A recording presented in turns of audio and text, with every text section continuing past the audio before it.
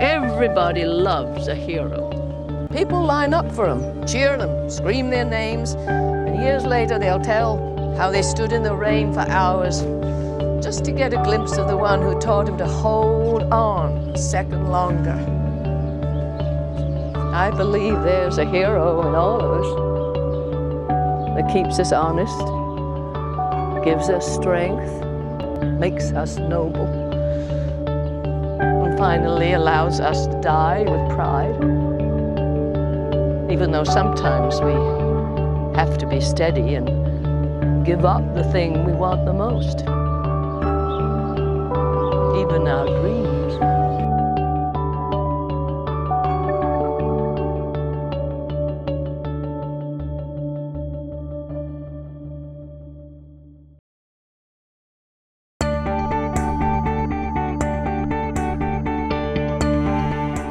Hi, I'm Vince Bollinger. I'm the Director of Film Studies at Rhode Island College, and I've been the director for, I think, 4 years now. So I teach classes at all levels. So I start from the intro class to the film theory class that students know and love, and then the senior capstone class. And then I teach advanced courses as well. I teach a variety of different topics. I've done documentary. I think most people know me for Russian and Soviet cinema, right? And melodrama, avant-garde experimental filmmaking. Recently I've started moving into team teaching with Bonnie McDonald, and we do production courses also. And so we've done the film style course, and we've done an experimental filmmaking course as well. Well, what I try to do in my class is what I hope that we do overall as a program, which is create informed filmmakers. Right? The idea that if you want to go and make movies, by golly, you should understand what movies are all about. And so my classes are all about exploring those kinds of things, right? What we're really strong at here is kind of what we think of as in terms of theory to practice, right? And so, it's the idea that you learn all this stuff so that you can then apply it, right? And so I think that's kind of a key component to what we do. I can envision a couple ways of doing it. One is neither is front-loading so much in your intro, right? I think instead it could be very useful to have a thesis statement that says, first I will explain how identification works, right? Or how Beaudry and Metz tie identification to questions of space and pleasure, something along those lines, right? I'm Catherine Kalinak. I am a professor of English and Film Studies at Rhode Island College. I teach everything from the introductory course, Intro to Film, which is a gen ed, and it's also the first course in our major, all the way up to upper division courses in critical studies. I teach the first half of the history sequence, 1895 to 1941. I teach upper division critical studies courses and directors in national cinemas and in genres, and I also direct honors theses from time to time with students who generally want to work in Hollywood. That's my area of expertise, is Hollywood film, and within that in particular, Hollywood film music. I mean, they learn to think critically about film. They get comfortable looking at a film and knowing how to critique it. They hopefully take out of my class skills in learning to write, learning to research, learning to collaborate with each other, learning to think. And he starts with the big question that we're going to come back to at the end of class. Is the notion of national cinema a useful category anymore? Should we disregard it and abandon the concept altogether? Well, that's what are some of the problems that he mentions? And anything in addition to what we've already mentioned? My name is Rosalind Sabilski. I'm an assistant professor of film studies. I teach intro to film and history of film, plus special topics and films courses. So Intro to Film obviously provides a grounding for the major, so it introduces students to ways of both making films and analyzing films.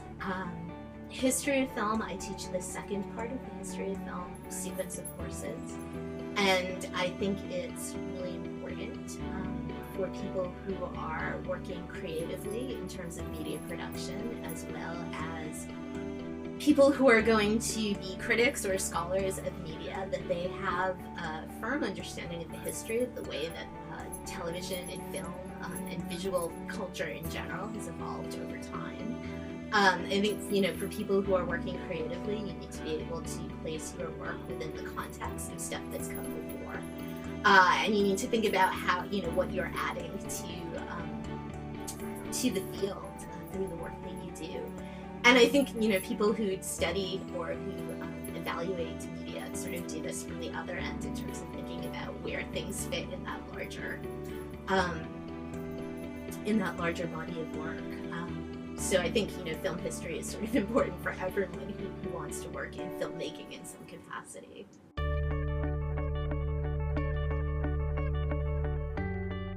My name is Andrew Cade. I teach Film 116 Intro to Film, which is a basic intro to film studies. A lot of people take it as a general elective.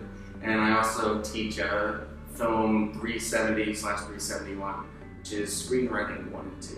And in that, in the first semester, I sort of treat it like a year-long course because I have a lot of the same students. So in the first semester, we sort of focus on writing shorts, writing an outline for a feature, and then in the second semester, they will try and write as much of a feature-length screenplay as they can. Well, I'd say for Intro to Film, it's just, like I said, a lot of students take it when they're having other majors, and it gets them, for some students, it gets them interested in taking more film classes, some not so much.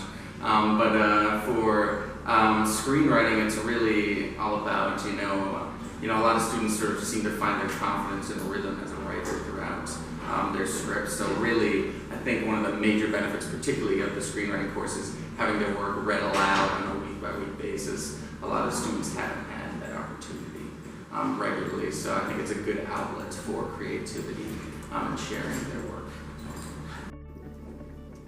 All of us, pretty well familiar with flashbacks, but I know some of us are using them for different purposes in our writing, or we may use them in some of our future writing.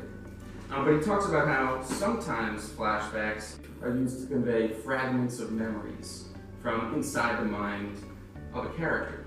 And sometimes these flashbacks will gradually become more coherent as they continue to pop up. And ultimately, in the end, oftentimes they'll end up revealing some sort of mystery. So one way to utilize flashbacks is to convey fragments of memories from within a character's mind. And maybe at first we, the audience, aren't entirely sure what's going on here. But the more they pop up and the more frequently they pop up, it becomes clearer to us and perhaps even clearer to the main character. And these flashbacks are obviously typically building towards something. Oftentimes it's a reveal of a certain set of information. My name is Bonnie MacDonald. I teach in both film studies and communication here at Rhode Island College. The courses I've taught over the years have been in both departments. In film studies, I teach a couple of courses, but one of them, the first one is in the production track. It's pre-production. And then right now I'm teaching a course, Intro to Film Production, which is a follow-up. Recently I've taught with Dr. Bollinger a couple of collaborative courses. One was on film style, and more recently the one we did last semester was experimental film. So we both enjoyed those collaborations. I hope they come away with learning kind of a process more so than a specific way of doing things, because as their careers move on, the equipment's going to change, the software is going to change, but it is, at its very root, your storytelling. So hopefully they get that process down and can adapt to the different methods or types of equipment that you use. It is getting better and better and less expensive, and it's more feasible now for students to be making their own films and getting somewhere with their own films. So I would say process, and maybe a little more, ideally figuring out what their own voice is, how they say what they want to say. And go to the next step. In this case, it's a treatment where you fully think through the whole thing. You know, in the case of the narrative, it's going to be Act 1, Act 2, Act 3. But you need to know kind of who the audience is beforehand. You need to have some idea of that. Like, Mitch is going to do gamers night. I know there's already shots of things, I know he's a screenplay. But you also wrote treatment. Yeah.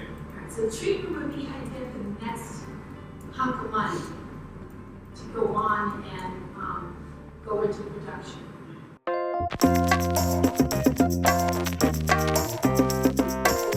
All right, my favorite class in the film program was easily Screenwriting 2. Screenwriting 2 gave me probably my biggest achievement in the film program here, which is I wrote a feature-length script, which is something I had never done before.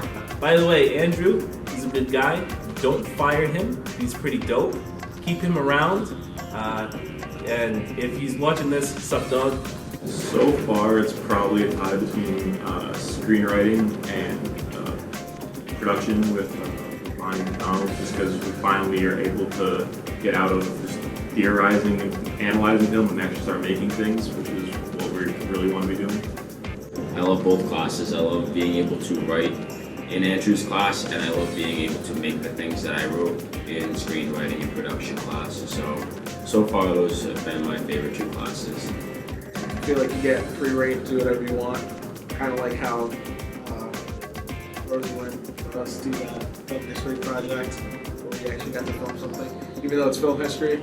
And I actually, film history too is kind of up there for me too. I thought it was going to be, most of the film history classes, the history classes where you're like analyzing stuff, I don't like that much, but this one has been really good. So that one, along with those two, have been up there for me. The classes that actually ended up having the biggest impact on me in film studies were the avant-garde 1 and 2 classes. Because I thought before taking avant-garde that I was open-minded to film, and I thought, you know, that I actually had a good taste and sense of it. But then after I got into avant-garde, that was when I really started getting into film, and it really just expanded my mind and my vision of film in general. Showed me ways of making films that I'd never even thought of before, and these films have been made up to almost 100 years ago. That was really fascinating, and I think that was really the class that changed my perspective on film as a whole.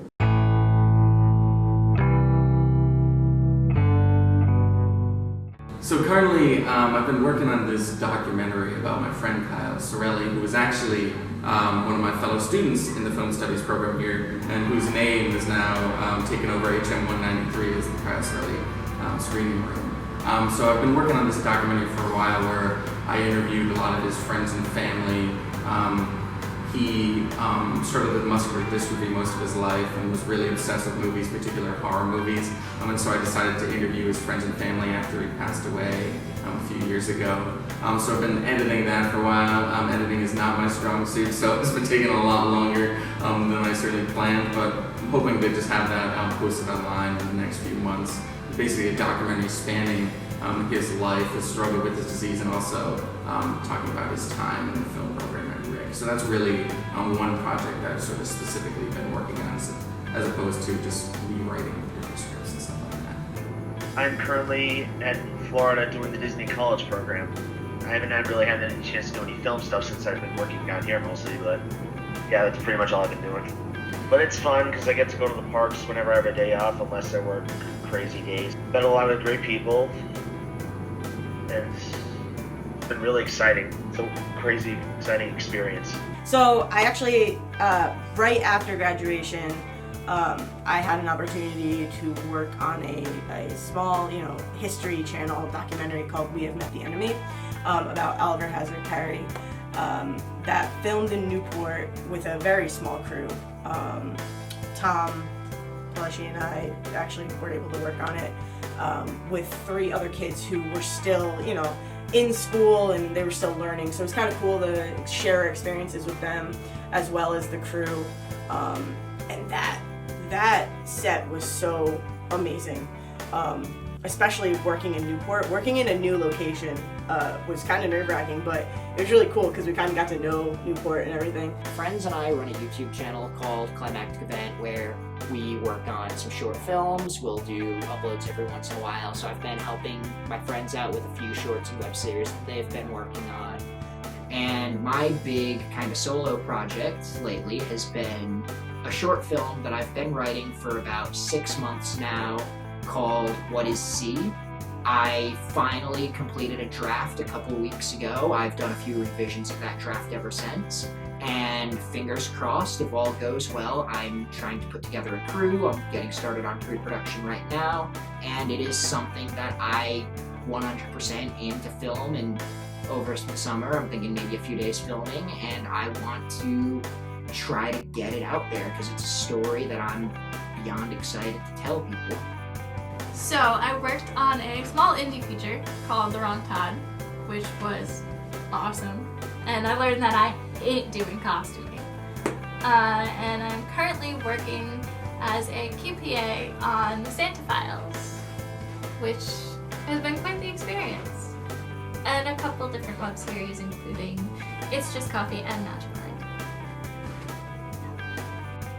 Some of my best memories, definitely, there's always lots of cramming for exams in the dining center. That was always one of those things where everyone was just joking around, trying to predict what questions Bollinger would put on the exams, but also attending the film festivals, because I was a part of the original board. I was secretary or something, essentially the person who didn't do much at all, but that was always good times where the film festivals and stuff like that. Just hanging out with other classmates outside, even if we were studying, it was always fun. Filming all the short projects with all my friends, like the music video, the short films for film styles, all that stuff. Some of the papers were fun. The Disney ones I always liked because it's Disney, obviously, since that's where I am. But yeah, those are writing about films that you love. That's just always fun. The analytical classes were really tough for me, but I still enjoyed the class discussion because the classes I was in were filled with people who could talk and go off on tangents and everything like that. And those are some of my favorite conversations to have. And then meeting Bollinger and Bonnie, Vince and Bonnie, I don't know why I said Bollinger. Meeting Vince and meeting Bonnie, and Kay and Soren, and Roz, all of them were huge inspirations to me. Just the experience I had in this program was life-changing, and it was just fantastic. So one of my best memories of the entire film studies program comes from this class that I took my senior year called Film Style. It was co-taught by Dr. Bollinger and Dr. McDonald. That sounded great to say. But it was co-taught by Vince and Bonnie, and in that class we were kind of isolated into groups, not of our own choosing. They were just kind of completely randomized groups. We had 4-hour blocks to make 4 or 5 short films, one per person. And I think I kind of speak for everybody here when I say that the first time we did that, we all hated it. It was a terrible experience. Nobody liked the films that they made. But, we stuck with it, partly because the class said, we had to, and partly because as it went on, we really started to see the merit in that kind of class structure. So I kind of took out of that class that, we're not always going to be working under the greatest conditions. We're not always going to be seeing eye to eye with the people that we're working with. But that's to be expected in this field or in any field. And if you're that creative person that wants to go out and wants to tell your story, you're gonna have some kind of conflictions and some kind of barriers that get in your way. but that class really helped me learn how to get past some of those. And by the end, by the fourth film, I actually made something that I was really happy with and happy to put out there and show people. Kalinak's passion for everything she teaches, it just makes all of the classes come to life. It's inspiring. Anything else? And the losers that I came out of it with. My friends are kind of the greatest.